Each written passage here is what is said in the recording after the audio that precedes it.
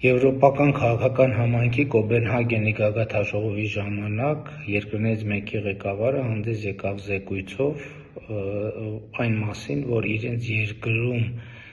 դեզինֆորմացիոն տեխնոլոգիաներ կիրառողները նախապես հանդես են եկել սոցիոլոգիական հարցումով, պարզելու համար, թե որ ոլորտներում դեզինֆորմացիան է, որ հանրության վրա առավել մեծ նեգատիվ ազդեցություն կունենա նրանց տրամադրելու պետության և կառավարության դեմ, և պարզվել է, որ դրանք 4 ոլորտներն են. առաջինը ազգայնությունը կամ ազգայինությունը, երկրորդը եկեղեցին,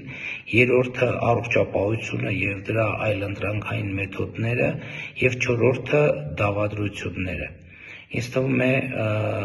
պարզ է, թե առակս ինչ է ցուցանում, և հաջորդ հետևությունն այն է, որ մեր հանրությունը այնուամենայնիվ շատ հարցերով շատ չի տարբերվում եվրոպական շատ հանրություններից։